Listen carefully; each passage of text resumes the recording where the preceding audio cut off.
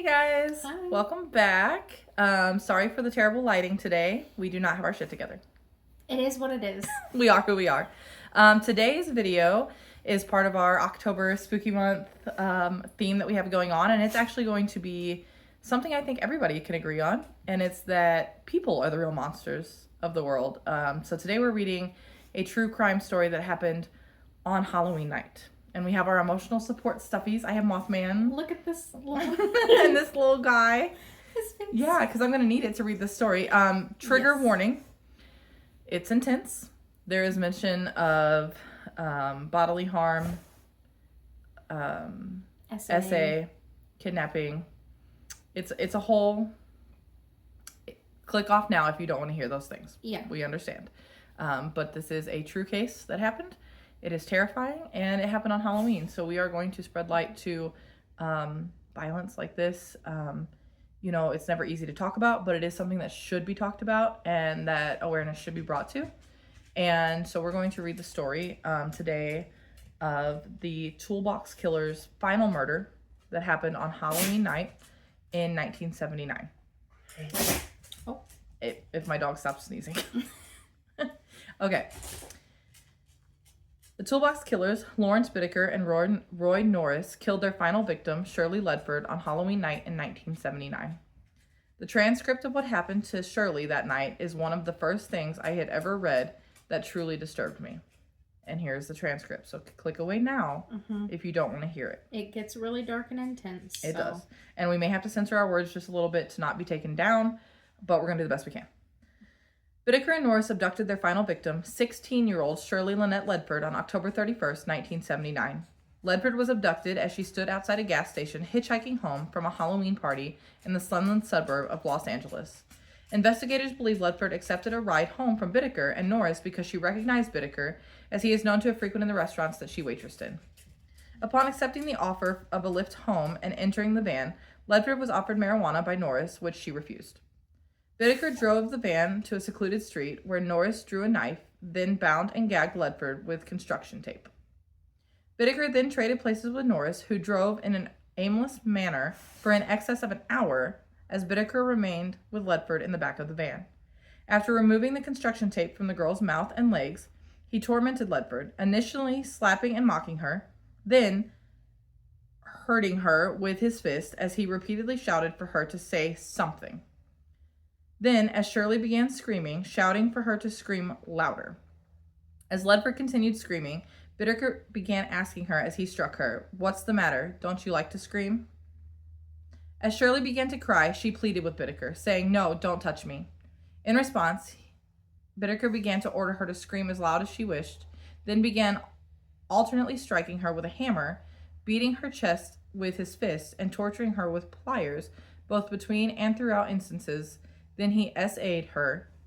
Repeatedly, Ledford can be heard pleading for the abuser to stop and making statements such as, "Oh no, no," as sounds of Bittaker alternately extracting either the sledgehammer or the pliers from the toolbox can be heard on tape that he had switched on after entering the rear of the van, which, can I note, is just the most sadistic thing I've ever... Oh my god, yeah. To be like, we need to record this is... Yeah, he had some sick... and they got some sick enjoyment. Oh yeah, because they'd have to listen. They wanted to listen to it back, and that's it. Wild. Okay. Norris later described hearing her screams, constant screams, emanating from the rear of the van as he drove. Shortly after Norris switched places with Bittaker, he himself switched on the tape recorder with Bittaker, which Bittaker had used to record much of the time he had been in the rear of the van with Ledford. Norris first shouted for Ledford to go ahead and scream, or I'll make you scream. In response, she pleaded, "I'll scream if you stop hurting me." Then admitted several high-pitched screams as Norris encouraged her to continue until he ordered her to stop. Norris then reached for the sledgehammer as Shirley Ledford, seeing him do this, screamed, "No." Norris then struck Ledford once upon the left elbow. In response, she informed Norris he had broken her elbow, before pleading, "Don't hit me again." In response, Norris had raised the sledgehammer as Ledford repeatedly screamed, "No." He then proceeded to strike her 25 consecutive times on the same elbow with a sledgehammer before asking her, "What are you sniffling about?" as Ledford continuously screamed and wept. After approximately 2 hours of captivity, 2 hours of that. And 25 times, like, hitting with a sledgehammer. Yeah, and she's a baby. Oh She's just my a God. baby. 16. 16. Ledford did not react much to the... after 2 hours, he killed Ledford by strangling her with a wire coat hanger, which he tightened with pliers. Ledford did not react much to the act of the strangulation, although she had passed with her eyes open. Bittaker then opted to discard her body on a random lawn in order to review the reaction from the press, which... So they just loved the reactions. They Yeah. got off on reactions. Well, and it's the Toolbox Killers. They did this... Like, if you haven't heard of the Toolbox Killers, there are plenty of videos out there on a lot of their cases and who they were and things like that. And if you're into that kind of thing, I do highly recommend looking into it. It's a case that is... It's wild. So the pair drove to a randomly selected house in Sunland and discarded her body in a bed of ivy upon the front lawn. Which, can you imagine being the person? Like, yard? walking your dog one day and Right. then just... Oh, the trauma. Her body was found by a jogger the following morning, which is so traumatic. But, like, imagine being that, like, you're home and you just have a body, like, it's traumatic for everyone. Yeah.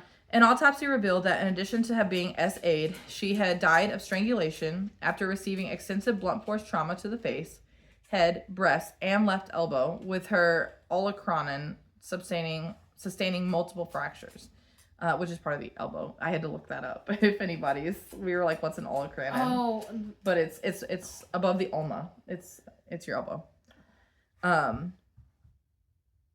Her privates had been torn, caused in part by him having inserted pliers into her body. In addition, her left hand bore a puncture wound and a finger on her right had been slashed open. Bittaker would later claim the tape recording the pair had created of Shirley's clear abuse and torture offered nothing other than the evidence of a threesome. Adding that, towards the very end, Shirley was screaming for him and Norris to off her. I mean, I would be too. I mean, like, but that's not consent. That's just begging to be put out of pain. Yeah, like, please make it stop. Like, Right.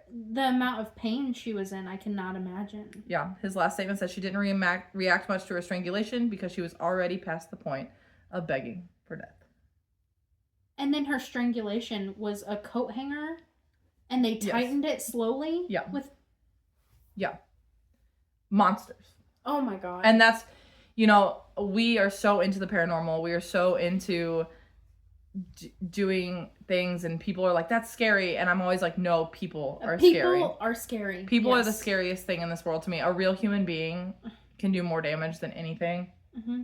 And there's just nothing more horrific than real life humans doing real life terrible things. Yes. And no story is going to be scarier to me than that, which is why we're using this one as our final Spooky Week video, because it truly is terrifying and terrible. Mm-hmm. And I hope these pieces of shit just rot. You know what I mean? Like, and I'm to anybody but a 16-year-old. She's just a baby. A baby. Just a baby. Whole life ahead of her. Which I think is like what their MO was a lot of times. If you look up I don't think there was a certain age, but they killed several people. Were they scoping her out because he had frequented her diner? I mean, that would be speculation, but it wouldn't surprise me. Mm. Yeah. Just to make her feel like a comforted face. Yeah, like, because I can trust you. Mm-hmm. Yeah. Terrifying. So, yeah, that is, it's crazy. And it's just more than any ghost story could ever. Yeah. It's more chilling. Goosebumps and anger. So much anger, because I'm like, stomach ulcers. How people, I just, I love psychology. I love diving into like, why is a person like this? And things like that. And sometimes I'm just like, they're a monster. That's... Yeah. I mean, I know there had to be issues, but sometimes evil is just at play. Mm-hmm. And I really do think that these men were just evil men doing evil things. But with that being said, we hope you all have a very safe Halloween, a very happy Halloween. Don't be hitchhiking. I know it's a different time now, and most people aren't. Right. Please. I mean, this was 1979. Keep that in mind. So it was very common, but now don't. Just be careful with keep your phone on you. Yeah. Pepper spray, a little something like just a little something. Keep strapped. Yeah. Yeah. because you just never know. You never know a person these days. Mhm. I mean, never have. It's been going on since the dawn of time. Yep. People are bad sometimes, but be safe, be happy, and we would love to see all your costumes and your fun activities. You can follow us over on the Curio on Facebook and send those to us. Thanks for following us on here. We really appreciate it, and interacting. We're trying to. He's just like. Fun fact: my husband had a kidney stone surgery, and I bought him this as a. It's a warmie. It's a warmie. I brought him. And as he has a little gift. feet. Yeah. So we're trying to lighten the mood. Right. I was like, we need emotional support, Mothman and Candy Corn today. Yes. But again, thanks for bearing with the bad quality of lighting today. We did the best we could. I actually opened up my cave of a living room to get some light in here. So we hope you all enjoyed is a word that I shouldn't use, but we hope that you all took something away from it, maybe. Yes. And do your own research on things like that, and just be so careful. Yeah. Have a safe Halloween. Just remember to be careful, because people are gonna be bad sometimes. There's good people, but there are bad people. So just be safe out there. We love and care about you very much. So don't go getting yourself hurt, okay? We'll see you guys next week. Our video will probably be from New Orleans. Yes. Maybe a vlog style. Ooh, maybe we'll do a vlog. Nice. Yeah, maybe like a day in the life in New Orleans, because we'll be in New Orleans next week. So we're gonna do some spooky shit. Oh yeah, of course. Yeah, so we'll probably get a couple videos. I mean, we better. Yes. I'm thinking we might do a vlog style video and a investigative style video. So we have a couple to post for you guys. So be on the lookout for that, and we hope you all have a great Halloween.